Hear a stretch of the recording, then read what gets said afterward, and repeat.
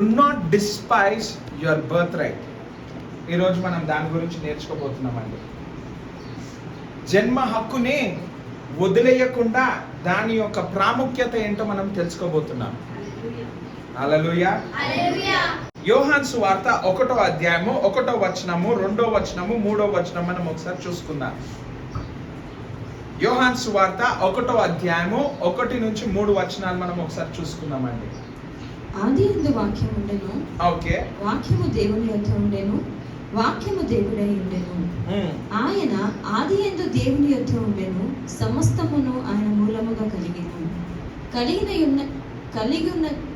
దేదియు ఆయన లేకుండా కలగలేదు. హల్లెలూయా.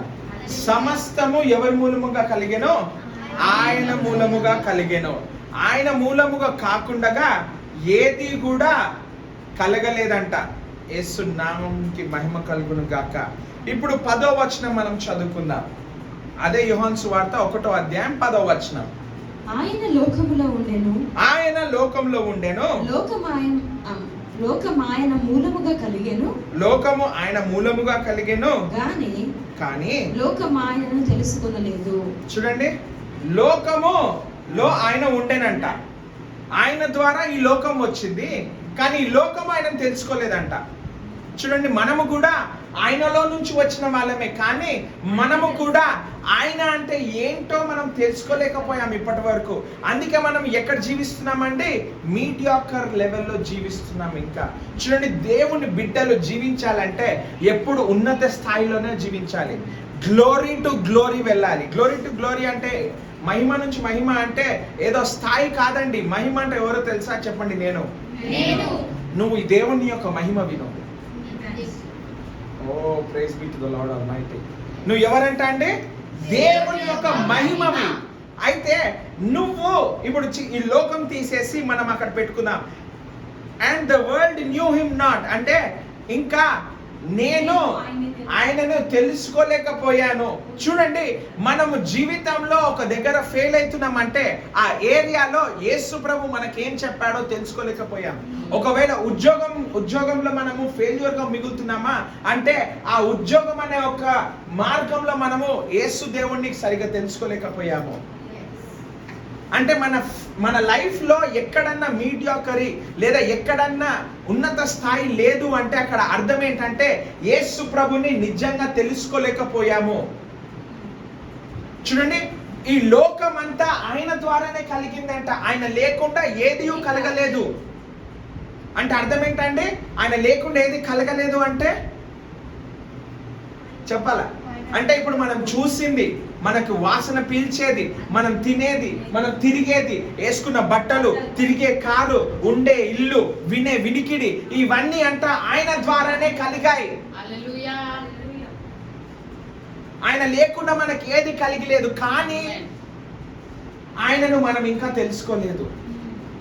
ఇంకా ఏదో తెలుసుకునే విషయాలు ఉన్నాయి కాబట్టే మనం ఈ రోజు ఇక్కడికి వచ్చామండి. చూడండి, నా ఆశ ఏంటంటే నా సంఘం ఈ రోజు ఇక్కడ నుంచి బయటికి వెళ్ళినప్పుడు విక్టోరియస్ గానే ఉండాలి, కానీ కిందకు ఉండకూడదు, భయపడకూడదు.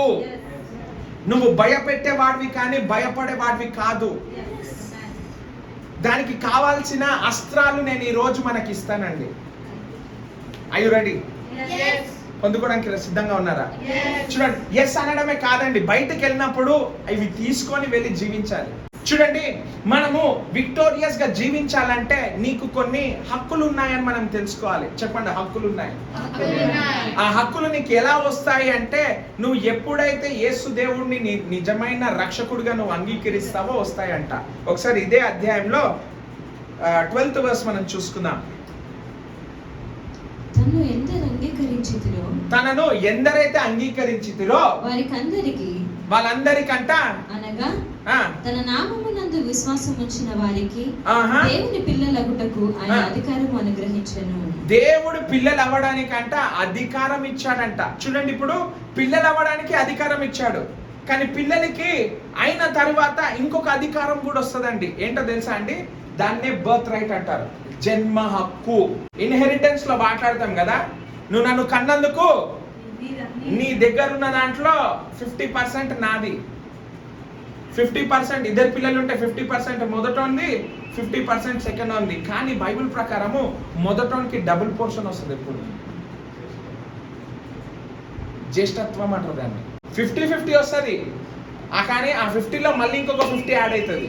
అంటే 100% మొదటోనికి, రెండోనికి 50% వస్తుందంట తల్లిదండ్రులు ఉన్న ఆస్తిలో. ఓ, ఎంతమందికి అర్థమవుతుంది నేను చెప్పేది? చూడండి, ఇలాగే దీన్ని ఏమంటారంటే జన్మ హక్కు అంటారు. కానీ ఈ జన్మ హక్కుని మనం ఎలా పొందుకోవాలి, ఎలా పొందుకుంటామో తెలుసా అండి? ఎప్పుడైతే యేసుక్రీస్తున్న నిజమైన రక్షకుడు అని ఒప్పుకుంటామో అప్పుడు మనకు ఆటోమేటిక్ జన్మ హక్కు వచ్చేసింది. ఇప్పుడు జన్మ హక్కు ఏంటో మనం చూసుకుందాం. ఆదికాండము 25వ అధ్యాయము 34వ వచనం మనం తీసుకుందామండి. ఆదికాండము 25వ అధ్యాయము 34వ వచనం. యాకోబు ఆహారమును చిక్కుడుకాయల వంటకమును ఏశావుకిచ్చెను. అతడు తిని త్రాగి లేచిపోయెను. అట్లు ఏశావు తన జ్యేష్ఠత్వమును తృణీకరించెను. చూడండి, జ్యేష్ఠత్వము అంటే అర్థం ఏంటో తెలుసా అండి? Birth right. అదే చెప్పాను కదండి, జ్యేష్ఠత్వం అంటే బర్త్ రైట్. ఇంగ్లీష్లో బర్త్ రైట్ అంటారు, అంటే హక్కు. తండ్రి దగ్గర ఉన్న దాంట్లో నాకు హక్కుగా రావాల్సింది. ఓకేనా? ఒకవేళ మీరు వాక్యం చూసుకున్నట్లయితే యాకోబు అంట రెబెకా గర్భం దాల్చినప్పుడు అంట యెహోవా దేవుడు ఒక మాట ఇచ్చాడంట రెబెకాకు. ఏంటంటే, నీ లోపట ఎన్ని నేషన్స్ ఉన్నాయంట అండి? 2 నేషన్స్ ఉన్నాయంట. అది ఒకరితోటొకరు పోట్లాడుకునే నేషన్స్ అని చెప్తాడు. ఒక నేషన్ ఏమో ఇదోమ్ అయింది, ఇంకో నేషన్ ఏమో ఇజ్రాయెల్ అయింది. స్తోత్రం కలుగును. చూడండి, ఈసావు మొదటిగా బయటికి వచ్చాడంట. అంటే అది లోపట ఉన్నప్పుడే గొడవలు జరగడం మొదలైనాయి. ఎవరు ముందు బయటకు వస్తారో. ఎందుకంటే జ్యేష్ఠత్వము మొదటి వారికే వస్తుందంట, రెండోవాడికి రాదు. సో ఆ మొదటి వాడి దగ్గరికి ఆ మొదటిగా జన్మించడానికి కొట్లాడుకుంటూ వచ్చారంట. అందుకే మనం వాక్యం చదివితే ఏముంటుందో తెలుసా అండి? ఈసావు బయటికి వచ్చిన తర్వాత ఈసావు కాలు పట్టుకుంటూవే యాకోబు బయటికి వస్తాడంట. ఇప్పుడు రెబెకా ఏం చేసిందో తెలుసా అండి? ఇలా అవుతున్నప్పుడు, గర్భంలో ఉన్నప్పుడే పిల్లలు వెళ్ళి దేవుణ్ణి ఎంక్వైర్ చేసిందంట. ఇంగ్లీష్లో ఉంటుందండి, she enquire of the lord. అంటే యెహోవా దేవుని దగ్గరికి వెళ్ళి కనుక్కుందంట. కనుక్కున్నప్పుడు యెహోవా దేవుడు ఏం చెప్పాడంటే, నీ లోపట 2 కంట్రీలు ఉన్నాయండి, పెద్దోడు చిన్నోడికి సేవ చేస్తాడు అనేస్తుందంట. ఇది ఇస్సాకుకు తెలియదండి, రెబెకాకు మాత్రమే తెలుసు. ఇప్పుడు రెబెకా ఏం చేసి వాక్యం చదివితే ఏముంటుందో తెలుసా అండి? ఇస్సాకు ఏమో ఈసావును ప్రేమిస్తాడు, రెబెకానేమో చిన్నవాడిని యాకోబైన వాడిని ప్రేమిస్తుందంట. కానీ ఈసావుకి ఇంకా యాకోబుకి వ్యత్యాసం ఒక దగ్గర వస్తుందండి. ఈసావు ఎలాంటి వాడంటే ఏదైనా ఓకే అన్నట్టు వెళ్ళిపోతాడు. ఈసావు ఏమైతారండి? కాంప్రమైజ్ జీవితాలు జీవించడంలో బిజీగా ఉంటాడు. కానీ యాకోబు కాంప్రమైజ్ కాడండి. యాకోబుకి మనసంతా ఎక్కడుందంట? ఆ జ్యేష్ఠత్వం పైన ఉందంట. మా అన్నయ్యకు వస్తుంది, అది నాకు రావాలి ఎట్టి పరిస్థితుల్లో. దీనికి సపోర్ట్ ఎవరంట అండి? రెబెకా సపోర్ట్ చేస్తుంది. చూడండి, రెబెకా ఎందుకు సపోర్ట్ చేస్తుందంటే, యెహోవా దేవుని దగ్గర నుంచి మాకు ఆల్రెడీ న్యూస్ వచ్చేసింది. ఏంటి? పెద్దవాడు చిన్నవాడిని సేవిస్తాడు అనేసి. పాపం ఇస్సాకుకు తెలియదు కదండి. ఇస్సాకు ఎలా అంటే మొదటి వాడిని ప్రేమిస్తాడు. ఎందుకంటే చూడండి, ఇస్సాకు జీవితంలో ఒక ఘటన జరిగిందండి. ఏంటంటే ఇష్మాయేలు మొదటిగా జన్మించాడు. ఇస్సాకు సారా 90 ఏట ఉన్నప్పుడు జన్మించాడు. అయితే ఒక రోజు ఇలాగే కూర్చొని ఉంటాయంట. సారా చూసిందంట, ఏంది? ఇష్మాయేలు ఇస్సాకుని ఏడ్పియడం. అంటే ఏం ఏడ్పించిందో తెలియదండి, కానీ ఇస్సాకుకి పడిపోయి ఉంటుంది మొదటి వాడే నిజమైన కుమారుడు అని. అందుకే చూడండి వాక్యం ఏం చెప్తుంది? ఇస్సాకు ఈసావుని ప్రేమించాడంట, బహుబలంగా ప్రేమించాడంట. ఎందుకో తెలుసా అండి? ఈసావు మంచి వేటగాడు, వేటాడడంలో సూపర్ వ్యక్తి. ఆయన వేటాడితేనంట దాన్ని వండి తీసుకొస్తే అది తినేటప్పుడు అది ఎంత టేస్ట్గా ఉంటుందంటే అసలు మిగతాయన్నీ వేరండి. ఎంతమందికి అర్థమవుతుందని చెప్పేది? హల్లెలూయా. ఇప్పుడు చూడండి, ఇస్సాకు ఇప్పుడు యాకోబు ఏం చేశాడంటే ఒక రోజు కూర్చొని ఏం వండుతున్నాడంట అండి, చిక్కుడు, తెలుగులో చిక్కుడుకాయ కూర ఉందని కానీ యూజువల్ గా అయితే రాజ్మా కూర అంటారు దాన్ని. రెడ్ లెంటల్స్ అని ఒక ఇంగ్లీష్ లో రెడ్ లెంటల్స్ అంటారు. Red lentils is nothing but rajma కూర, సూప్ లెక్క వండి అంట రొట్టె పెట్టుకుండంట పక్కకి తిందాము అనేసి. ఇప్పుడు వేటకు వెళ్ళేసి వచ్చాడంట ఈసావు, అలసిపోయి వచ్చి ఏమన్నాడంట, నాకు కొంచెం ఆకలి అవుతుంది ఇయ్యవా అంటే, యాకోబు చూడండి ఎంత కన్నింగ్ ఫెలో, నేను నీకు ఇస్తా కానీ నీ జ్యేష్ఠత్వం నాకు కావాలి అంటాడు. చూడండి జ్యేష్ఠత్వం అంటే ఏంటి, ఎందుకు ఇద్దరు పిల్లలు దానికోసం కొట్లాడుతున్నారు. మనం ఇది తెలుసుకోవాలంటే అబ్రహాము జీవితం మనం కొద్దిగా తెలుసుకోవాలండి. అబ్రహాము తోటి యెహోవా దేవుడు ఏం చేశాడంట అండి, ఒక నిబంధన చేశాడు. ఆ నిబంధన ఏంటంటే, నువ్వు నన్ను నమ్మితే నిన్ను పెద్ద నేషన్ చేస్తానని చెప్తాడు. నేను చూపిస్తానండి అబ్రహాము ఎలాగ బ్లెస్ అవ్వాడో నేను చూపిస్తాను. ఆదికాండం 24వ అధ్యాయము 34వ వచనం చూసుకుందాం. అంతటా అతడు ఇట్లా నేను అబ్రహాము దాసుడను, యెహోవా నా యజమానుని బహుగా ఆశీర్వదించును గనుక అతడు గొప్పవాడాయను. అతనికి గొర్రెలను, గొడ్లను, వెండి బంగారములను, దాసీలను, జనములను, ఒంటెలను, గాడిదలను దయచేసెను. అబ్రహాం ఏమైందంట అండి, బహు ధనవంతుడయ్యాడంట. అంటే ఇది ఎలియజర్ అంట వెళ్ళి రెబెకా వల్ల నాన్నగారికి లాభానికి చెప్తున్న టెస్ట్ మనీ అండి. ఏమని చెప్తున్నాడంటే, మా గురువుని యెహోవా దేవుడు ఎంతగానో బ్లెస్ చేశాడు. దేనితోటి, గోల్డ్ తోటి, సిల్వర్ తోటి, గొర్రెలతోటి, ఎద్దులతోటి, అన్నిటితోటి. చూడండి 7 క్యామెల్స్ పంపించాడు నాతో పాటు,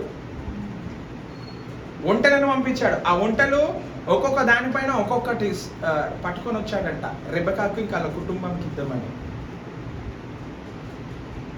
అంటే బహు ధనవంతుడు అండి అబ్రహాము.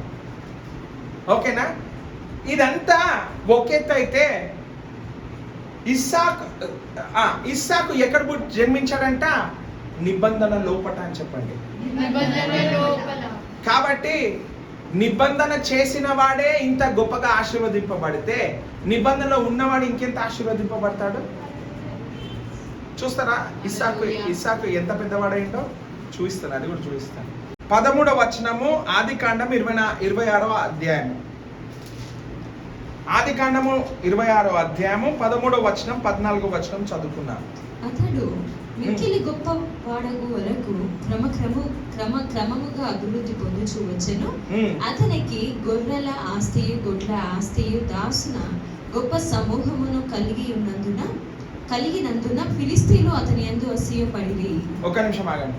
ఫిలిస్తీయులు అసూయపడే అంత గొప్పవాడయ్యాడంట ఇస్సాకు. ఎందుకో తెలుసా అండి, ఎందుకంటే ఆయన నిబంధన లోపట జన్మించాడు కాబట్టి. ఇప్పుడు ఇది నిబంధన గురించి కాదండి, మొదటి రైట్ గురించి, బర్త్ రైట్, జ్యేష్ఠత్వం గురించి. ఇప్పుడు ఇస్సాకు వరకేమో జ్యేష్ఠత్వము ఇస్సాకు దగ్గరనే ఉంది. ఇస్సాకు దగ్గర నుంచి అలా పిల్లలకి పోవాలి అంటే ఇద్దరు కొట్లాడుకుంటున్నారు. ఒక వ్యక్తికి జ్యేష్ఠత్వం వచ్చింది కానీ దాన్ని లెక్క చేస్తలేడంట, దాన్ని లెక్క చేస్తలేడు, దాని విలువ గుర్తొస్తలేదు, దాని విలువ తెలుస్తలేదు కూడా. ఎందుకంటే చూడండి, రాజ్మా కూర ఇంకా రొట్టె కోసము జ్యేష్ఠత్వం వదులుకోవడం ఏంటండి. ఒక పూట అన్నం కోసం అంట జ్యేష్ఠత్వాన్ని వదులుకున్నాడంట. ఈ జ్యేష్ఠత్వం ఏం చేస్తుందంట అండి, ఒక వ్యక్తిని ఒక రాజ్యంలో గొప్పవాడిగా మారుస్తుందంట. చూడండి, ఇస్సాకు ఇంట్లో ఉంటూ, ఇస్సాకు దగ్గర జీవిస్తూ, ఆయన దగ్గర ఉన్న ఆస్తి చూస్తూ ఈసా ఏమంటున్నాడంట అండి, ఇది ఎట్లైనా నాకే వస్తుంది కాబట్టి నాకు ఈ జ్యేష్ఠత్వంతో పని లేదు అనుకున్నాడేమో. ఏం చేస్తాడో తెలుసా అండి, రాజ్మా కూర కోసము అలా తమ్ముడికి ఇచ్చేసాడంట. ఇప్పుడు మనకి క్రీస్తు ద్వారా పిల్లలవుటకు మనకేమొచ్చిందంట అండి, అధికారం ఉందంట. ఇప్పుడు మనకు కూడా ఒక జ్యేష్ఠత్వం ఉంటుంది. ఏంది, దైవికమైన ఆరోగ్యంలో జీవించటం, దైవికమైన సమృద్ధిలో జీవించటం, దైవికమైన ఆపర్చునిటీస్లో మనం ఉండటం, దైవికమైన అథారిటీలో మనం నడవటం. ఓ మీకు అర్థమవుతుందో లేదో. కానీ మనం ఎందుకు ఓడిపోతున్నాం జీవితంలో అంటే జ్యేష్ఠత్వాన్ని అమ్ముకుంటున్నాం. మనం కూడా దేనికి అమ్ముకుంటున్నాం రా అంటే ఈ లోక విధమైన సంబంధాల కోసము అమ్ముకుంటున్నాము. అంటే కొద్దిసేపు మా ఆయనతోటి కొన్ని కొట్లాడాలి కాబట్టి నేను నా జ్యేష్ఠత్వాన్ని పక్కకు పెడతాను, లేదా నేను కొంతమంది గురించి తప్పు మాట్లాడుతున్నాను కాబట్టి నా జ్యేష్ఠత్వాన్ని నేను పక్కకు పెడతాను. చూడండి, అంటే జ్యేష్ఠత్వం మనకి అంతగా విలువ లేకుండా పోతుంది. మనం కూడా ఈసా లెక్కనే చేస్తున్నామండి. ఈసా దాని తర్వాత వచ్చి తండ్రి నాకు కూడా ఇయ్యి అంటే నేను ఆల్రెడీ ఇచ్చేసాను కదా అన్నాడంట. ఆయన నోటి మాటల ద్వారా ఆయన జ్యేష్ఠత్వాన్ని పోగొట్టుకున్నాడు. దేనికోసం? రాజ్మా కూర కోసం ఇచ్చేశాడు. ఇప్పుడు పోయి తండ్రిని అడుగుతున్నాడు నాకు జ్యేష్ఠత్వం ఇయ్యి అంటే ఇచ్చేసినా కదా నేను ఆల్రెడీ అన్నాడు. మోసంతో యాకోబు తీసుకున్నాడని. కానీ యాకోబు తోటి వచ్చిన ప్లస్ పాయింట్ ఏంటో తెలుసా అండి? లేని దాన్ని విలువ చేయటం. ఆయన దొంగతనంగానే తీసుకున్నాడేమో కానీ దాని విలువ తెలుసు. ఏమంటున్నాడంటే నా జీవితంలో నాకు ఏం లేకపోయినా పర్లేదు, మా నాన్న నాకు ఆస్తి ఇవ్వకపోయినా పర్లేదు, కానీ జ్యేష్ఠత్వం ఏదైతే ఉందో అది నాకు కావాలి. ఎందుకంటే అబ్రహాము నుంచి ఇస్సాకుకు వచ్చింది. అబ్రహాము జ్యేష్ఠత్వంలో లేడండి, ఆయనతో నిబంధన జరిగింది కాబట్టి ఆయన జీవించాడు. కానీ ఇస్సాకు ఎక్కడ జన్మించాడంట? నిబంధనలో జన్మించిన వానికి జ్యేష్ఠత్వం ముట్టిగానే వచ్చింది. అబ్రహాం నుంచి ఇస్సాకే వచ్చింది. ఎంతైనా అబ్రహాము మళ్ళీ పెళ్లి చేసుకొని మళ్ళీ ఇంకొక 10 మంది 20 మందిని కన్నగాని కూడా జ్యేష్ఠత్వం మొత్తం ఎవరికి వచ్చిందంట అండి? ఇస్సాకు వచ్చింది. వీడి ఇస్సాకు నుంచి జ్యేష్ఠత్వం ఎవరికి రావాలి? మొదటి కుమారుడికి రావాలి. అకార్డింగ్ టు బైబిల్ మొదటి కుమారుడికి అన్ని చెందాలి. తండ్రిది, తల్లిది, తండ్రిది ఇద్దరిది చెందాలి. కానీ ఇక్కడ ఏమైపోయిందంట అండి? యాకోబు మధ్యలోకి వచ్చాడంట. అమ్మా నేను ఒప్పుకోను, నాకు కూడా ఈ జ్యేష్ఠత్వంలో భాగం కావాలి. ప్లాన్ వేసిందంట, తీసేసుకున్నాడంట. కానీ చూడండి ఆయన ఎంతగా దాన్ని విలువ చేసి దానికి దేవుడి దగ్గర భయభక్తులతో దాంతో ఉన్నాడంటే అండి, ఆయన ఈసా నుంచి తప్పించుకుంటూ బెతేలు అనే ఒక ప్రాంతంకి వెళ్ళి అక్కడ పండుకుంటాడంట. బెతేల్ అన్న ప్రాంతంకి, బెతేల్ అన్న పేరు అప్పుడు రాదండి, ఆ ప్రాంతంలో నిద్రిస్తాడంట. నిద్రలో ఆయనకు ఒక కళ వస్తుంది. ఏం వస్తుంది? స్టేర్ కేసెస్ ఓపెన్ అవుతాయి. హెవెన్ నుంచి ఈయన దగ్గరికి, ఈయన నుంచి హెవెన్ దగ్గరికి. అప్పుడు లేచి నెక్స్ట్ డే పొద్దున్న లేచి అక్కడ నూనె పోసి దాన్ని ఏమంటాడంట అండి? బెతేలు అని పేరు పెట్టి పిలుస్తాడంట. అంటే అర్థం ఏంటంటే అక్కడ కూడా అబ్రహాముకి ఇస్సాకుకి ఏ నిబంధనలో వాళ్ళతో మాట్లాడాడో యెహోవా దేవుడు ఇస్సాకుతో యాకోబుతో అదే నిబంధనతో మాట్లాడతాడండి. అందుకే చూడండి లాబాను కూడా యాకోబుని వదులుకోవడానికి సంతోషంగా లేకుండే. ఎంతమందికి అర్థమవుతుంది? మొదటి 7 సంవత్సరాలు పనిచేస్తే లేయానిచ్చి పెళ్లి చేసిండు. ఆయనకి రేచల్ ఇష్టం అంటే లేయానిచ్చాడు. ఇప్పుడు నీకు రేచల్ కావాలి అంటే మళ్ళీ ఇంకొక 7 సంవత్సరాలు పనిచేయమంటాడు. సంతోషంగా 14 సంవత్సరాలు పనిచేస్తాడండి. ఎందుకు వదలలేకపోయిండు లాబాను? ఎందుకంటే ఎక్కడ యాకోబు చేయబెడుతుంటే అది వర్ధిల్లుతుందంట. ఎక్కడ నించోని దేవుడు లాబాను నాన్న నువ్వు ఈ రోజు నువ్వు పొలం పనికి పో అంటే పొలం దగ్గరికి పోతేనంట దాంట్లో పంట ఎక్కువ వచ్చేస్తుందంట. సరే నువ్వు ఇలా గొర్రెల కాపరలేక పో అంటే గొర్రెల దగ్గరికి పోతేనంట గొర్రెలు చెప్పలేనంత విధానంగా మల్టిప్లికేషన్లు అవుతున్నాయి అంట. అంటే ఆయన ఎక్కడ ముట్టుకుంటే అక్కడ, ఎక్కడ ఉంటే అక్కడ ఏమైతుందంట అండి? మల్టిప్లికేషన్, బ్లెస్సింగ్స్ ఫ్లో అవుతున్నాయి అంట. ఈ రోజు నీకు నాకు కూడా అటువంటి జ్యేష్ఠత్వం ఉందండి. కానీ మనము ఈ లోకరీతి విధానం కోసము ఆ జ్యేష్ఠత్వాన్ని వదులుకోకూడదు. ఎంతమందికి అర్థమవుతుంది నేను చెప్పేది? కొద్దిసేపు ఫ్రెండ్స్తో ఎంజాయ్ చేయడానికి, లేదా ఫ్రెండ్స్ తోటి ముచ్చట్లు పెట్టడానికి, లేదా ఫ్యామిలీ ఫంక్షన్లో కూర్చోడానికి నువ్వు బొట్టులు పెట్టుకున్నావు అనుకోండి, అర్థమేంటో తెలుసా? నీ జ్యేష్ఠత్వాన్ని నువ్వు వదులుకున్నావు. అబ్రహాము ఊరు అనే ఒక ప్రాంతం నుంచి వచ్చిన వాడండి. ఆయన ఆ ఊరు అనే ప్రాంతంలో ఏం చేసేవాడు తెలుసా అండి? వాళ్ళ నాన్న వాళ్ళు విగ్రహాలు చేసేవాడు. ఎటువంటి విగ్రహాలండి? పూజల కోసం విగ్రహాలు చేసేవాడు. అటువంటి వ్యక్తి కూడా అంట అండి యెహోవా దేవుడికి బలిపీఠం కట్టాడు అని ఉంటుంది. తర్వాత మనం ఏం చేస్తామండి, వస్తాము బయటికి కరెక్టే, కానీ తిరిగి వెళ్ళి అదే జీవితం జీవిస్తుంటాం. మళ్ళీ వచ్చి యేసయ్య నాకు అపాయం వచ్చింది, దాని నుంచి కాపాడా అంటే కాపాడలేకపోతే ఇదేమి దేవుడో ఏమో, అసలు కాపాడాడు అంటాం. లేదా నేను యేసుప్రభు కోసం నా జీవితాన్ని త్యాగం చేసిన, నేను యేసుప్రభు కోసం నా కుటుంబంతో కొట్లాడినా, నేను యేసుప్రభు కోసం ఇన్ని చేసిన అని చెప్తావు. కానీ మధ్యలో నువ్వేం చేసినావు? నీ జ్యేష్ఠత్వాన్ని నువ్వు వదులుకోలేదా? ఈసావు లెక్క నువ్వు వదలలేదా? కానీ కృప ఏందో తెలుసా అండి, ఈసావుకి ఒక్కసారి వదిలేస్తే మొత్తానికే పోయింది. మనకి వదులుతుంటాం వస్తుంటాం, అయినా సరే దేవుడు ఏమంటలేడు, అయినా సరే యేసుప్రభు ఏమంటలేడు. ఎందుకో తెలుసా అండి, ఎందుకంటే ఆయనకి నీ విలువ తెలుసు. నీకు కూడా నీ విలువ తెలియాలంటే నువ్వు ఉట్టివాడివి కాదు. అందుకే పౌలు భక్తుడు రాస్తూ ఒక మాట అన్నాడండి. ఏమన్నాడో తెలుసా అండి, నేను క్రీస్తుతో పాటు సిలువేయబడ్డాను, ఇప్పుడు నేను కాదు కానీ క్రీస్తే నా యందు జీవిస్తున్నాడు అనేసి అన్నాడు. అంటే అర్థం ఏంటో తెలుసా అండి, నీ నేచర్ ఇప్పుడు యేసుక్రీస్తు నేచర్. ఓ నీకు అర్థమైందో లేదో, యేసు ప్రభు పాపాలలో పడలేదు, నీకు అర్థమవుతుందో లేదో. అంటే నువ్వు ఎంత జ్యేష్ఠత్వం అంటే నువ్వు నిబంధనలో పుట్టలేదు, కానీ నువ్వు ఆయన నేచర్తో పుట్టావు. అంటే ఇప్పుడు నీ నేచర్ ఏంటండి? ఓకే, మనకు అర్థం కావాలంటే నీ క్యారెక్టర్ ఎట్లాంటిది? యేసు ప్రభు క్యారెక్టర్. కొన్నిసార్లు మనము ఒక చెడ్డ వ్యక్తి అంటే మంచోడే కానీ పిచ్చి లెక్కలు చేసినాం అనుకోండి, ఏమంటాము? క్యారెక్టర్లెస్ ఫెలో అంటాం. అంటే అర్థం ఏంటి? ఆయన నేచర్ మంచిది కాదు.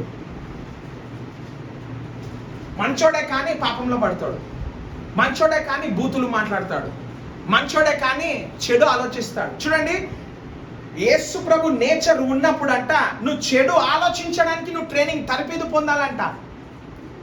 ఎందుకంటే నువ్వు చెడు ఆలోచించలేవు, ఎందుకంటే యేసుక్రీస్తు ఆలోచించడు.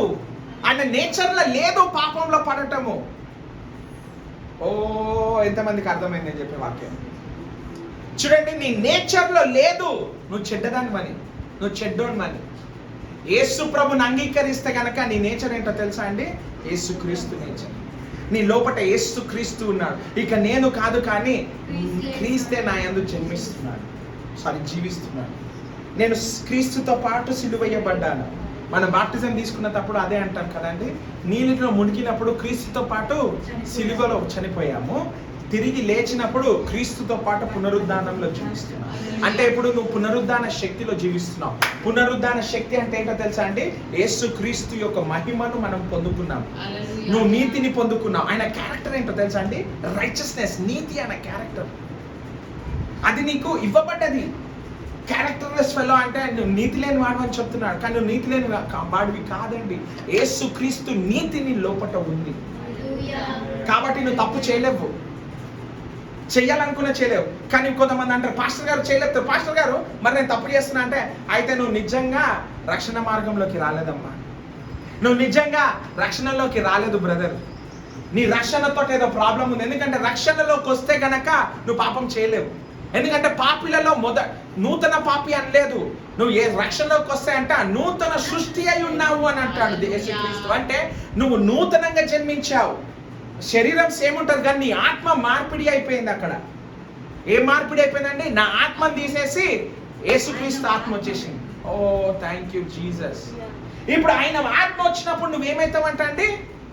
ఆయనలా మారిపోతావు. అంటే ఆ జ్యేష్ఠత్వము నీకు నీ లోపటి నుంచే ఉందండి. నీ జ్యేష్ఠత్వాన్ని నువ్వు తీసేయలేవు. ఓ జ్యేష్ఠత్వాన్ని తీసేసినావు అనుకో, యేసుక్రీస్తుని తీసేసినట్టు. అంటే నువ్వు ఎవరిప్పుడు? యేసు ప్రభువు. You are a solution maker for other people. మనం ప్రాబ్లమ్స్ కాదండి, మనం ఇతరులకు సొల్యూషన్ అవుతాం ఎప్పుడు. కానీ ఇప్పుడు చాలా మంది ఏమడుగుతారో తెలుసా అండి, అయ్యగారు మరి నాకెందుకండి ఇంత ఫెయిల్యూర్గా మిగిలిపోయాను, అసలు నా జీవితంలో నేను పైకి వచ్చింది ఎదిగినట్టే లేదు, అసలు నాకు ఎన్ని అప్పులు ఉన్నాయి, ఇవన్నీ నాకు ఎందుకు అవుతున్నాయి అంటే మనము ఇంటెన్షనల్గా గుర్తు చేసుకుంటలేము. ఏం కావాలని గుర్తు చేసుకోవాలా? చూడండి, మనం కావాలని గుర్తు చేసుకుంటాం. ఏం గుర్తు చేసుకుంటామో తెలుసా? నా బతుకంతా ఇంతే, ఎన్ని రోజులు అందరికీ సేవ చేసి పెట్టినా, ఇప్పుడు నన్ను ఎలగొట్టడానికా నేను చేయించుకుంది? వీళ్ళు నన్ను చూసుకుంటారనే కదా, వీళ్ళు నన్ను మాట్లాడతారనే కదా, వీళ్ళను దగ్గర తీసుకుంటారనే కదా ఇంత కష్టపడ్డా. ఓ ఎంతమందికి అర్థమవుతుంది ఇవాళ వాక్యం? చూడండి, మీరు ఇంటెన్షనల్ గా నువ్వు ఎంత గలీజో, నీ స్థాయి ఎంత గలీజ్ స్థాయో నువ్వు చెప్తున్నావు. కానీ యేసుక్రీస్తు ఏమంటున్నాడు తెలుసా అండి? అదే ఇంటెన్షనల్ గా నీ మైండ్, నీ మనస్సుకి, నీ ఆత్మకు నువ్వేం చెప్పాలంటే, నేను క్రీస్తుతో పాటు సిలువేయబడ్డాను, ఇంకా నా లోపట నేను కాదు కానీ క్రీస్తే నా యందుండి జీవిస్తున్నాడు అని మనము జ్ఞాపకం చేయాలి. మనం ఇంకేం జ్ఞాపకం చేయాలి తెలుసా అండి? నేను తలగానే ఉంటా కానీ తోకగా ఉండను. దేవా, నాకు తెలియని వాళ్ళు వచ్చి నాకు డబ్బులు ఇచ్చి నన్ను బ్లెస్ చేస్తారు తండ్రి అని మనం మాట్లాడాలి. ఎందుకంటేనండి, యేసు క్రీస్తు అధికారంలో నడిచాడు, జ్యేష్ఠత్వంలో నడిచాడు. ఆ జ్యేష్ఠత్వం మనకిచ్చాడు, మనం కూడా అదే జ్యేష్ఠత్వంలో నడవాలండి. చూడండి, ఎటువంటి జ్యేష్ఠత్వం తెలుసా అండి? ఒక రోజు ఆయన శిష్యుడిని పిలిచి అన్నాడంట, ట్యాక్స్ పే చేయాలి, పోయి ఒక చేప, మొదటి చేప నీకు దొరుకుతుంది, ఆ చేప నోరు తెరు, దాంట్లో నీకు ఒక పర్ల్ దొరుకుతుంది, అది అమ్మేసి నీ ట్యాక్స్ కట్టు, నా ట్యాక్స్ కట్టు అని చెప్పాడంట. ఈ రోజు నువ్వు ట్యాక్స్ కట్టాలంటే ఉద్యోగంలో జీతం ఎంత కలెక్ట్ చేసుకున్నామో ఇంత లేదు, నువ్వు కూడా పోయి చేప పట్టనాలి. నేను ఎంతో దివారాత్రములు నేను కష్టపడ్డాను పాస్టర్ గారు. పేతురు కూడా రాత్రి అంతా కష్టపడ్డాడంట. కానీ చెప్పండి, రాత్రి అయిపోయినాక తెల్లవారుజామున యేసుప్రభు వచ్చాడు. చెప్పండి మీరు, తెల్లవారుజామున యేసుప్రభు వచ్చాడు. వచ్చి ఏం చెప్పాడో తెలుసా అండి? పేతురు, నాకు నీ దోనె కావాలి అన్నాడు. తీసుకో ప్రభు, మంచోండి. రాబీ అంటే ఎవరు? టీచర్. నువ్వు టీచింగ్ చేస్తున్నావు కాబట్టి తీసుకో. ఈయన నెట్ గడుగుతున్నాడంట, పక్కకి వల గడుక్కుంటున్నాడు. వల ఎప్పుడు గడుగుతారో తెలుసా అండి? అంతా పట్టేసిన తర్వాత ఇంకా కడిగి మడత పెట్టి లోపల పెట్టి వెళ్ళిపోతారు. కడుక్కుంటున్నాడంట. చూడండి, యేసు ప్రభుకి దోణనిచ్చాడంట. ఆ రోజు యేసు ప్రభు ఇటు తిరిగి అన్నాడంట, నువ్వు నాకు నీ పడవిచ్చావు కాబట్టి నేను నీకు చేపలు ఇస్తాను, రా పడదామనేసి తీసుకెళ్ళాడట. ప్రభువా, నాకు తెలుసు రాత్రంతా నేను కష్టపడ్డా ప్రభువా, కానీ నువ్వు చెప్పావు కాబట్టి నేను వచ్చేస్తాను అన్నాడు. ఎంతమంది ఆ మాట చెప్పగలమండి? అయ్యా, రాత్రంతా నేను కష్టపడ్డా, నా జీవితం అంతా నేను కష్టపడ్డా, కానీ నీ వాక్యం సెలవిస్తుంది కాబట్టి నేను ఈ రోజు ఈ కార్యం చేయడానికి ముందరకు వస్తున్నాను. చూడండి, అధికారంలో నడవాలండి. మనం ఇంకెన్ని రోజులు బెగ్గింగ్ చేస్తూ ఉంటాము, అడుక్కుంటా ఉంటాము, బాధపడతా ఉంటాము, నా బతుకని తింటే. దేవుడు నీకు నోరు ఇచ్చింది ఎందుకంటే నీ బతుకంతా ఇంతే అని చెప్పడానికి కాదు, నువ్వు నిజంగా దేవుడిని కుమారుడు అని నువ్వు డిక్లేర్ అండ్ డిక్రీ చేయడానికి ఇచ్చాడు. మనం ఏం చేస్తామండి? నన్ను ఎవ్వరు పట్టించుకుంటున్నారు, నా మొగుడు కూడా నన్ను పట్టించుకుంటున్నారు, నా పిల్లలు కూడా పట్టించుకుంటున్నారు. నీకు ఏది కావాలి? పట్టించుకోకపోవడం కావాలా? లేకపోతే యేసు నా కొరకు మరణించాడు, ఆయన నాలోన జీవిస్తున్నాడు, ఆయన పట్టించుకుంటే చాలు అనేసి ముందరికి వెళ్తున్నారు. విక్టరీ ఉట్టికి రాదండి. జాలి హృదయము, దయాగల హృదయంతో ఉన్నోళ్ళకి విక్టరీ రాదు. కొట్లాడాలి అంటే నీకు ఎటువంటి హృదయం కావాలి? సోల్జర్ ఒక హృదయం కావాలి. సోల్జర్ ఏంటంటే ఎవడు పట్టించుకుంటున్నాడు చూడడు, ఆయనకి ఇచ్చిన యుద్ధం ఏందో పోయి యుద్ధం పోరాటం చేసి వస్తాడు. చూడు, మనం యుద్ధం పోరాటం చెయ్యని కూడా అవసరం లేదు. ఎందుకంటే యోహాను సువార్త 16:33 తీసి చదువుకుందాం ఒకసారి.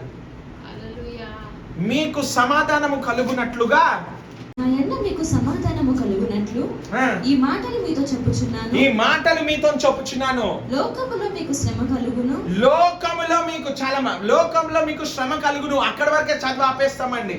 కానీ దాని తర్వాత ఇంకా వచనం ఉంది, చదువుకుందామా? సిద్ధంగా ఉన్నారా? చదవండి. అయినను అంటారు, అండర్లైన్ చేసుకోండి ఒకవేళ బైబిల్ చూసినట్లయితే. అయినను నీకు శ్రమలు వస్తాయి, అయినను నీకు దుఃఖం వస్తుంది, అయినను నువ్వు బాధలో ఉంటావు, అయినను నిన్ను అందరూ వదిలేస్తారు, అయినను నీతో అందరూ ఉంటారు, అయినను ధైర్యము తెచ్చుకొనుడి. నువ్వు ధైర్యం ఎక్కడి నుంచి తెచ్చుకోవాలంటే అండి, లోకం నుంచి కాదు. నువ్వు ధైర్యం తెచ్చుకోవాలంటే యేసు క్రీస్తులో నుంచి నువ్వు ధైర్యం తెచ్చుకోవాలి. యేసు క్రీస్తు ఎవరండి? ఎక్కడ ఉన్నాడు? నీలో ఉన్నాడు. ఎందుకంటే నువ్వు క్రీస్తుతో పాటు సిలువయ్యబడ్డావు. ఇంకా నువ్వు కాదు కానీ నీ లోపల జీవించేది క్రీస్తు యేసయ్య ఉన్నాడు. కాబట్టి నువ్వు ఆయన యందు ధైర్యం తెచ్చుకోవాలి. ధైర్యం తెచ్చుకొని ఏం చేయాలంట? నేను లోకమును జయించి ఉన్నాను. నేను ఆయన లోకాన్ని జయించేశాడు. ఆ జయించిన లోకంలో నువ్వు జీవించాలి. ఓ మీకు అర్థం. ధైర్యం తెచ్చుకున్నాం కదండి. మీకు బాధలు వచ్చినా ధైర్యం తెచ్చుకోండి, దుఃఖం వచ్చినా ధైర్యం కానీ, బాధ ఉన్నా కానీ, ఏదున్నా కానీ ధైర్యం తెచ్చుకోండి. ఫస్ట్ ఎక్కడి నుంచి దొరుకుతుందంట ధైర్యము? యేసులో నుంచి ధైర్యం వస్తుంది. ధైర్యం తెచ్చుకున్న తర్వాత ఏముందంట అండి? ఈ లోకాన్ని నేను జయించేశాను అన్నాడు. జయించిన లోకాన్ని నువ్వు మళ్ళీ జయించగలుగుతావా? యేసు ప్రభు ఒకసారి జయించేశాను ఈ లోకంలో ఉన్న అన్నింటినీ అన్నప్పుడు ఆయన జయించేశాడండి. నువ్వేం చేయాలి? ఆ జయించిన లోకంలో నువ్వు జీవించాలి. చూడండి, యోహాను సువార్తలో ఏమనుందండి? ఆయన ఈ లోకాన్ని సృష్టించాడు కానీ ఈ లోకానికి ఆయన ఎవరో తెలియదంట. ఇప్పుడు యేసుక్రీస్తు ఏమంటున్నాడు? ఈ లోకాన్ని నేను జయించేశాను అంటున్నాడు. నువ్వు జయించిన లోకంలో జీవిస్తావా లేకపోతే పడిపోయిన లోకంలో జీవిస్తావా? జయించిన లోకంలో జీవించాలంటే నువ్వు ఇంటెన్షనల్ గా నీకు నువ్వు గుర్తు చేసుకోవాలి. ఏంటో తెలుసా అండి? ఉద్దేశపూర్వకంగా. Thank you. ఉద్దేశపూర్వకంగా నీకు నువ్వు గుర్తు తెచ్చుకోవాలి. ఏం గుర్తు తెచ్చుకోవాలో తెలుసా అండి? నీ మనసుకి ఏం నేర్పియాలో తెలుసా? నువ్వు జ్యేష్ఠపుత్రుడివి, నువ్వు ఆయనలో నుంచి జన్మించావు. నువ్వు తలగానే ఉంటావు కానీ తొక్కగా ఉండవు. నువ్వు పైన ఉంటావు కానీ కింద ఉండవు. నువ్వు ఇచ్చేవాడిగా ఉంటావు కానీ తీసుకునేవాడిలా ఉండవు. Thank you Jesus. ఈ లోకం నేను గుర్తుపెట్టుకుంటుందేమో పాపి లెక్క, కానీ యేసుక్రీస్తు ఎలా గుర్తుపెట్టుకుంటాడంటే ఆయన కుమారుడు లెక్క గుర్తుపెట్టుకుంటాడు. నార్మల్ కుమారుడు కాదండి, జ్యేష్ఠపుత్రుడుగా గుర్తుపెట్టుకుంటాడు. ఎందుకో తెలుసా అండి? క్రీస్తుతో పాటు నేను ఏమై ఉన్నాను? తండ్రికి కుమారుడై ఉన్నాను. క్రీస్తుతో పాటు అంట అండి. నువ్వు క్రీస్తుకి కిందలో పైన నువ్వు ఆయనతో పాటు అంటే నీకు బ్రదర్ అవుతాడు ఆయన. ఓ నీకు అర్థం కావాలి. ఒకే విధంగా తండ్రి ఉంటాడు, కుమారుడు ఉంటాడు. మనల్ని కుమారుడు పక్కకు పెట్టడానికి పరిశుద్ధాత్మ దేవుడు మనలో ఉంటాడు. మీకు అర్థమైందో లేదో? ఆ వచనంలో ముగ్గురు త్రియేక దేవుడు పనిచేస్తున్నాడండి. తండ్రి దగ్గరికి వెళ్ళాలంటే మనకి కుమారుడు కావాలి. కుమారుడు మన దగ్గర ఉన్నాడు అని తెలియాలంటే పరిశుద్ధాత్మ దేవుడు మనకు తెలియజేయాలి.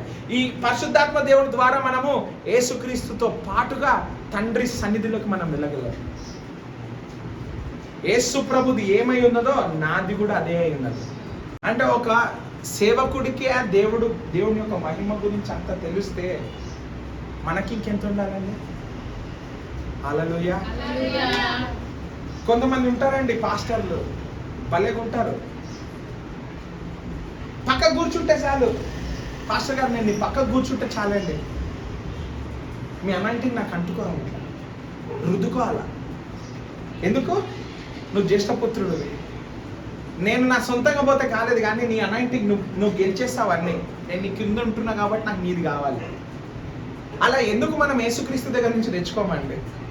యేసయ్య నువ్వు చెప్పిన మాటలు నాకు కావాలా? నువ్వు ఏ మాట్లాడాలో ఎట్లా మాట్లాడావో ఆ మాటలే కావాలి నాకు. ఓ మీకు అర్థమైందో లేదో?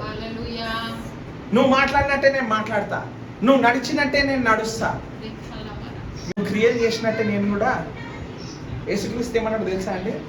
మీరు నాకన్నా గొప్ప కార్యాలు చేస్తారు. ఒకవేళ ఆయన నీటి పైన నడిస్తే నువ్వు గాల్లో నడుస్తావు. ఆయన చనిపోయిన వాడిని లేపితే నువ్వు 10 మందిని లేపుతావు. ఓ నీకు అర్థమైంది. ఒకరోజు ఇలాగే పౌలు భక్తుడు వాక్యం చెప్తూ రాత్రి లేట్ అయిపోయిందంట అండి. ఈరోజు ఇక్కడ వాక్యం ఒక 2 గంటలు చెప్పినానంట. 2 గంటలు అంటారు కానీ పౌలు భక్తుడి దగ్గర పోతేనంట అసలు నాన్ స్టాప్ వాక్యం రాత్రి అంతా. మనం 3 గంటలు కూర్చోడానికి అయ్యో అమ్మ ఆ ఫ్యాన్ లేదు ఈ ఫ్యాన్ లేదు, కానీ అక్కడ అట్లా లేదంట అండి. వాక్యం ఉంటే చాలా దాకా అన్నట్టు కూర్చున్నాడంట. ఒక వ్యక్తి కిటికీలో కూర్చొని నిద్రపోతా కింద పడిపోయి చనిపోయాడు. పౌలు భయపడలేదండి. కింద పోయి ఆయన పైన హగ్ చేసుకొని పడుకొని ప్రార్థన చేశాడంట. చేసి లేచి వచ్చేసాడంట. అక్కడ లేచి చూడలేదు కూడా, అరే ఇటు బతికిందా బతకలేదా అని చూడలే. ఊపిరి ఆడుతున్నదాగానే బయటికి వచ్చేసి మళ్ళా ప్రసంగం చేయడం మొదలు పెట్టిందంట. ఎంతమంది ఉంటారండి అలాగా? అదే మనమైతే అంబులెన్స్ కో బులాओ, ఉస్కో బులాओ, ఇస్కో బులాओ, ఓ కరో ఏ కరో అంటాం. మళ్ళా అది అయిపోయిన తర్వాత కూర్చొని ఏమైపోయింది ఏసయ్యా ఏసయ్యా అంటాం. మనం ఆ స్థాయికి వెళ్ళాలండి. జ్యేష్ఠత్వం ఊరికే రాదు. అది రావాలంటే నువ్వు గుర్తు పెట్టుకోవాలి. నువ్వు ఫెయిల్యూర్ అనే సిచ్యువేషన్స్ చెప్పినప్పుడల్లా, నీ చుట్టూ వారు నువ్వు పనికిరాని వారిని చెప్పినప్పుడల్లా నీకు నువ్వు గుర్తు చేసుకోవాలి. దావీదు అదే చేశాడు కదండి. అందరూ ఆయన వదిలేసిన, అందరినీ వదిలేసి ఒక రూమ్లోకి వెళ్ళిపోయి ఆయనను యేసయ్యలో పైకి తెచ్చుకున్నాడంట, బయటకి. ఓ మీకు అర్థమవుతుందో లేదో? యేసు ప్రభు సభాష్ అన్నాడంటే ఈ లోకం మొత్తం మీరు వేస్ట్ అన్నగా కూడా పట్టించుకోకండి. ఎందుకంటే ఎవరి నోట్ నుంచి నువ్వు మంచిగా చేసావని వినాలనుకున్నామో ఆయన అంటే చాలండి. ఈ లోకం అంతా ఏమన్నా పట్టించుకోకండి. మన దగ్గరికి కొంతమంది వచ్చి నువ్వు వేస్ట్ ఫెలో అన్న పట్టించుకోకండి. ఒక్కసారి యేసు ప్రభు నేను నిన్ను ఎన్నుకున్నాను, జ్యేష్ఠమైన పనులు చేయడానికి నిన్ను ఎన్నుకున్నాను, శ్రేష్టంగా నిన్ను పైకి తీసుకెళ్తాను అన్నప్పుడు అదే మాటలు నమ్మండి. ఈ లోకం ఏందో తెలుసా అండి? ఈ లోకానికి బిబ్లికల్ ప్రిన్సిపల్స్ ఎక్కువ తెలుసు మనకంటే. అందుకే సాతాను మనకి లేని కొట్లాటను తీసుకొచ్చి పెడుతుంది. మనం ఏ గొడవలకైతే పోవద్దో ఆ గొడవలలో బిజీగా ఉంటాం. బిజీగా ఉండి ఏం చేస్తామండి? మనకు వచ్చిన విజన్ని మనం మర్చిపోతాం. మనకు వచ్చిన విజన్ ఏంటంటే అందరినీ దేవుని రాజ్యంలోకి తీసుకొని రావటం. ఇవి తీసుకురాము. మన డైవర్షన్ ఎక్కడ అయిపోతుంది? పిల్లలు ఫీజులు కట్టాలా, ఇంటర్నెట్ కట్టాలా, ఏం తిందామా, ఏం తాగుదామా, ఏం వేసుకుందామా, రేపు ఎక్కడికి పోదామా, కూలర్ ఉంటుందా ఉండదా, ఏసీ ఉంటుందా ఉండదా, డీజిల్కి పైసలు ఉంటావా ఉండవా, ఈ వీటిలలో బిజీగా పెడుతున్నాడు. మన విజన్ ఏంటి? Soul saving. మనం చేసే పనులేంటి? ఇప్పుడు అర్థమైందా అండి? చూడండి, జ్యేష్ఠత్వం ఎలా ఉండాలి అంటే మనల్నే కాదండి, మనల్ని ఈర్ష్యపడేలాగా, వేరోళ్ళు ఈర్ష్యపడేలాగా మనల్ని హెచ్చిస్తాడంట. చాలా మంది వాక్యం నమ్మకపోవచ్చు, కానీ నీ జీవితాన్ని నమ్ముతారు కదా. నువ్వు ఎక్కడి నుంచి మొదలైనవో అది నమ్ముతారు కదా. నువ్వు ఎక్కడ స్టార్ట్ అయినావో నమ్ముతారు కదా. మనం స్టార్టింగ్లోనే ఉన్నామండి. నిర్మల్ నగర్లో స్టార్ట్ అవ్వచ్చు, కానీ ఎండ్ మాత్రం నిర్మల్ నగర్లో ఉండదు. సంఘంగా మనం స్టార్ట్ అయింది నిర్మల్ నగర్లో ఏమో, కానీ ఎండ్ మాత్రం నిర్మల్ నగర్లో కాదు. ఆమేన్ అని చెప్పండి. అయ్యయ్యో, ఇక్కడ ఉంటారండి. నేనైతే ఉన్నా, నేను వేరే దగ్గర ఉంటాను. ఫ్రూట్ఫుల్నెస్ ఉన్న చోట అన్ఫ్రూట్ఫుల్నెస్ ఉంటుందా అండి? దేవుని సన్నిధి ఉన్న చోట పర్సిక్యూషన్ ఉంటుందా అండి? ఉండదు. ఆయన పర్సిక్యూషన్ నుంచి వెళ్ళాడు. ఎందుకో తెలుసా? మనం వెళ్ళకూడదు. ఓ మీకు అర్థమైందో లేదు? చాలా మందికి దెయ్యం అంటే భయం కదండి. దెయ్యం అంటే భయం, మనల్ని చంపేస్తుందేమో అని. మీకు ఇవాళ ఒక వచనం చూపిస్తా. ఎబ్రీల్కి రాసిన పత్రిక 2వ అధ్యాయం 2:14 చదవండి.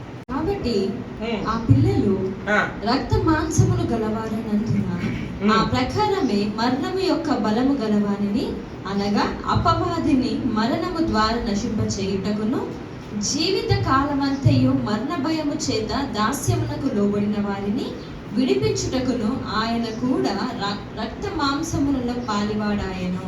హల్లెలూయా. ఏం చేస్తారంట అండి? సాతాన్ దగ్గర ఉన్న ఆ చావుని అంట తీసేసుకొని యేసుక్రీస్తు దగ్గర పెట్టుకున్నాడంట. ఇప్పుడు సాతానికి నువ్వు భయపడాల్సిన అవసరం లేదు. మనం భయపడేది దేనికండి? అనారోగ్యానికి, చావుకే. దేనికి భయపడం? డబ్బులు లేకపోయినా కొట్లాడతాం మనం. దేనికి భయపడతాం? అనారోగ్యం వచ్చింది అనుకోండి, భయం అవుతుంది. ఈ నుంచి ఇంకేడికి పోతుందో,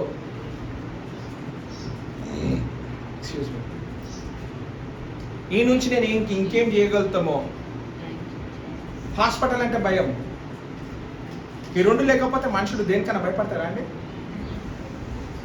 లేదు. నువ్వు మరణం నిన్ను చంపడానికి అసలు శక్తే లేదు. సాతానికి చంపడానికి శక్తి లేదంటే అర్థం ఏంటండి? అనారోగ్యం తేయడానికి కూడా శక్తి అంటే నీకు అనారోగ్యం రాదు. నీకు అనారోగ్యం రాదు. చెప్పండి, నాకు అనారోగ్యం రాదు. ఉన్న అనారోగ్యం వెళ్ళిపోవాలి. నేను ఒప్పుకోను. ఓ థ్యాంక్ యూ జీసస్. అంటే అర్థం ఏంటండి? నువ్వు జ్యేష్ఠత్వంలో ఉన్నప్పుడు వృద్ధుడిగా చనిపోతావు. అబ్రహాం గురించి రాసినప్పుడు ఎలా రాస్తాడో తెలుసా అండి? జీవితం అంతా చూసేశాడంట. ఇంకా ఆయన వల్ల కాలేదు. ఆ సమయంలో ఎలియేజర్ని పిలిచి అంటాడంట, నా కుమారుడికి ఒక భార్యను తీసుకొని రా, మా ఇంటి నుంచి తీసుకొని రా అని చెప్తాడంట. ఎప్పుడంటే అబ్రహాము లేచి నడవని సమయంలో, ముసలివాడు వృద్ధుడుగా, ఆయన చనిపోయినప్పుడు ఎట్లా చనిపోయినా తెలుసా అండి? అమ్మయ్యా దేవా నేను అన్నీ అయిపోయినా, ఇప్పుడు తీసుకెళ్ళిపో. కానీ నువ్వు ఎటువంటి సమయంలో ఉన్నావో తెలుసా అంటే, అమ్మయ్యా నేను చనిపోతా కాదు, అమ్మయ్యా దేవా నన్ను పైకి ఎత్తేసేయి, అటువంటి సమయంలో ఉన్నాం మనం. ఆయన రెండో రాకడ త్వరలోనే ఉందండి. నెక్స్ట్ మూమెంట్ కావచ్చు, నెక్స్ట్ ఇయర్ కావచ్చు, బట్ ఖచ్చితంగా వస్తాడు. ఆయన వచ్చినప్పుడు మనము అనకండి. నాకున్న ఆశ ఏంటో తెలుసా అండి, ఆయన వచ్చేటప్పుడు నేను ఏదో సభలో కానీ, ఏదైనా మీటింగ్లో కానీ, ఏదైనా చర్చ్లో కానీ ప్రీచింగ్ చేస్తూ అందరం ఒకటేసారి సంఘం ఇట్లా ఎత్తేవాడు. ఇంట్లో వండుకున్నప్పుడు లేకపోతే అది లేదండి. మనము అన్య భాషలు మాట్లాడుతున్నాము, కళ్ళు తెరిచేలోపటికి హెవెన్లో ఉన్నాము. పాస్టర్ గారు అంటాడు, అందరం కళ్ళు మూసుకొని చేతులు లేపి కొద్దిసేపు ఆరాధించుకుందాం అనేసి, లేదందనమా షకాందనమా అని కళ్ళు తెరిచేలోపటికి ఏంద్ర ఇంత వెలుగుందని చూసేలోపటికి ఏడుంటామండి. అలా వెళ్ళిపోవాలండి. నేను చెప్తున్నాను కదా, నువ్వు కళ్ళు మూసి తెరిచేలోపు నువ్వు హెవెన్ ఉండాలండి. ఒకవేళ నీకు ఇదే బ్లాక్ కర్టన్ కనిపించింది అనుకో, నువ్వు మిగిలిపోయిన మన అర్థం.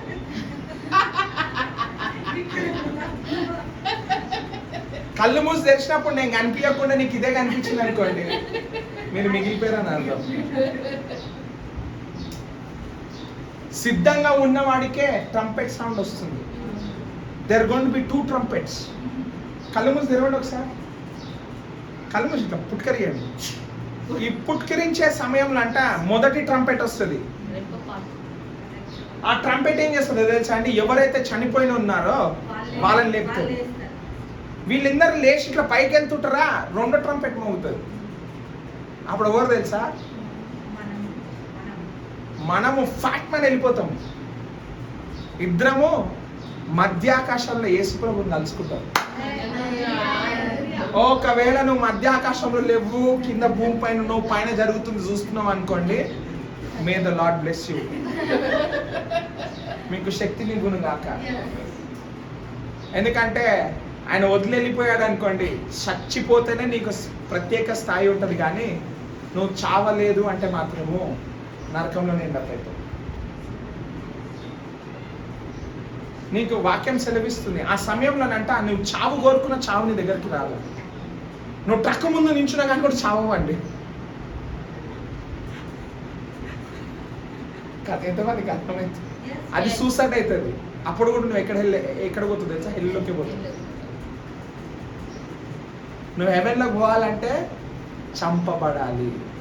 ఎవరి కోసము? క్రీస్తు కోసము. యాంటీ క్రైస్ట్ ఉంటాడు, అంత ఈజీగా నిన్ను చంపడు. ఇంకే మనము వెళ్ళాలన్న, మనం వాక్యం వినేటప్పుడు అండి, విన్న వాక్యాన్ని జీవించాలండి. చూడండి, నీకు జ్యేష్ఠత్వం నీకు ఇచ్చాడు యేసుక్రీస్తు. ఎందుకండి పనికిమాలిన ఫంక్షన్ల కోసం దాన్ని పోగొట్టుకుంటాం, పనికిమాలిన ముచ్చట్ల కోసం పోగొట్టుకుంటాం, పనికిమాలిన ఫ్రెండ్షిప్స్ కోసం మనం పోగొట్టుకుంటాం. క్రీస్తు ఏమి ఇవ్వాలో అది ఇచ్చేస్తాడండి. అది పొందుకోవడానికి నువ్వేం పోగొట్టుకోవాలి? ఈ లోకరీతి విధానాలను వదులుకోవాలి. కొన్నిసార్లు నువ్వు ఆలోచించే విధానం వదులుకోవాలి. కొన్నిసార్లు నువ్వు మాట్లాడే మాటలు వదులుకోవాలి. కొన్నిసార్లు నువ్వు ఆలోచనల్లో ఆ చెడు ఆలోచనలు వదులుకోవాలి. కొన్నిసార్లు ఇంకేదో వదులుకోవాలి. దేవుడు అడుగుతాడని నేను ఇది వదులుకుంటేనే నువ్వు ఇది పొందుకుంటావు నా లోపట అంటాడు. వదులుకోవాల్సి వస్తుంది. రెడీగా ఉండను వదులుకోవడానికి. కొన్నిసార్లు ఫైనాన్సెస్ ఉంటాయి, వదులుకోవాలన్నప్పుడు వదులుకోవాల్సి వస్తుంది. ఎంతమందికి అర్థమవుతుందని చెప్పే వాక్యం. ఇక్కడ అందరం జ్యేష్ఠులం అండి. చెప్పండి, నేను జ్యేష్ఠ పుత్రుడు. లేడీస్ కూడా చెప్పవచ్చు అండి, నేను జ్యేష్ఠ పుత్రుడు. హల్లెలూయా. You are not a normal person. Yes.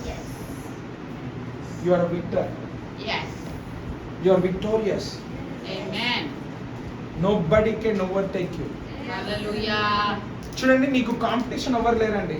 నిన్ను నువ్వు కంపేర్ చేసుకుంటేనే నీకు కాంపిటీషన్. నువ్వు కంపేర్ చేసుకోవద్దు వేరేళ్ళతోటి. నువ్వు కాంపిటీషన్ పడొద్దు వేరేళ్ళతోటి.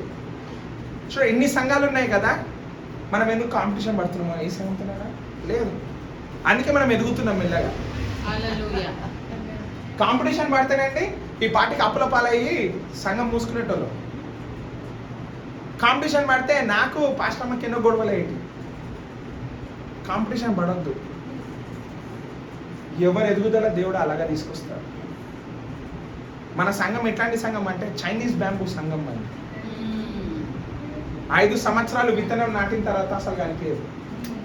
దానికి నీరు పోస్తూనే ఉండాలి, పోస్తూనే ఉండాలి, పోస్తూనే ఉండాలి, పోస్తూనే ఉండాలి, పోస్తూనే ఉండాలి. 5వ సంవత్సరం తర్వాత చిన్న మొలక వస్తుందంట పైకి. చిన్న మొలక వచ్చినప్పుడు అంట అమ్మయ్య మొలక వచ్చిందని చెప్పి ఇంకా వస్తుందంట. 2 వారాల్లో పంట 90 ఫీట్ బ్యాంబూ అయిపోతుంది అంట. Hallelujah. ఎంత ఫీట్? 90. ఎంత దూరం ఉంటుందండి పైకి? చైనీస్ బ్యాంబూస్ని ఎక్స్పోర్ట్ కూడా చేస్తారండి. దాంతో ఇల్లులు కూడా కడుగుతారు. ఎందుకంటే అది విరగదు, ఫ్లెక్సిబుల్ ఉంటుంది, అంత తొందరగా ఖరాబ్ కాదు, పురుగు పట్టదు. అందుకే చైనీస్ బ్యాంబూ ఇస్ ఫేమస్. ఇంతమందికి అర్థమవుతుంది చెప్పాను. Hallelujah. ఇల్లు కట్టాలంటే 6 నెలల్లో కట్టేయచ్చు. అదే బుర్జ్ ఖలీఫా లాంటి బిల్డింగ్ కట్టాలంటే మినిమం 5-6 సంవత్సరాలు పడుతుంది.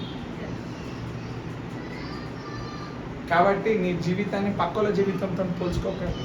Hallelujah. వాళ్ళు కట్టేది ఇల్లేనేమో, మహా అంటే 3 ఫ్లోర్లు లేపుతారేమో, కానీ నువ్వు కట్టేది బుర్జ్ ఖలీఫా లాంటి బిల్డింగ్. Amen.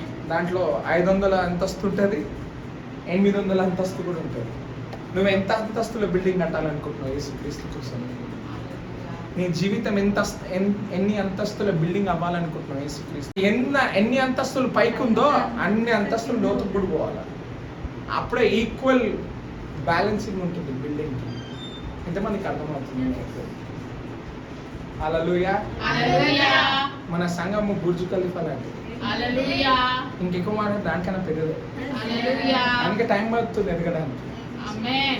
ఒక్కసారి ఎదిగిందంటే form. ఎదిగింది అనుకోండి, సిటీ మొత్తం భయపడేంత పెద్దగా అవుతాము. Hallelujah. హల్లెలూయా. ఆల్రెడీ ఆ ప్రవచనం ఉందండి మనకి.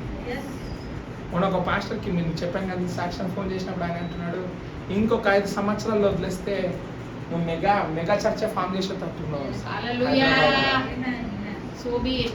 In the name of Jesus. చూడండి, హైదరాబాద్కి వస్తేనే ఏ సేవకుడికైనా ఒక విలువ ఉంటుందండి. ఎందుకండి ఈ మధ్య నార్త్ ఇండియా పాస్టర్స్ కూడా హైదరాబాద్కి వస్తే హైదరాబాద్లో ఉన్న సేవకులు సరిపోలేదా?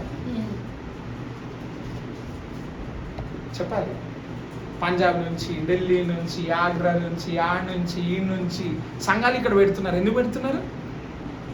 ఎందుకంటే క్రిస్టియన్ వరల్డ్లో హైదరాబాద్ అంత ఇంపార్టెంట్ స్థలం అయితే. హైదరాబాద్లో నీకు సేవ ఉంది, హైదరాబాద్లో నీకు బిల్డింగ్ ఉందంటే నువ్వు గొప్పవాడు. పాస్టర్ చాలా పవర్ఫుల్ పాస్టర్. హల్లెలూయా. అట్లాంటి హైదరాబాద్ సిటీని తీసేసుకుంటున్నామండి మనం యేసు ప్రభు కోసం. హల్లెలూయా. ఒకటి హైదరాబాదే కాదు, ఛత్తీస్గఢ్ కూడా మందే, Amen. పంజాబ్ కూడా మందే, Amen. ఓ మహారాష్ట్ర కూడా మందే. Hallelujah. ఇంకెక్కువ మాట్లాడితే గుజరాత్లో కూడా పెడతాం. Amen.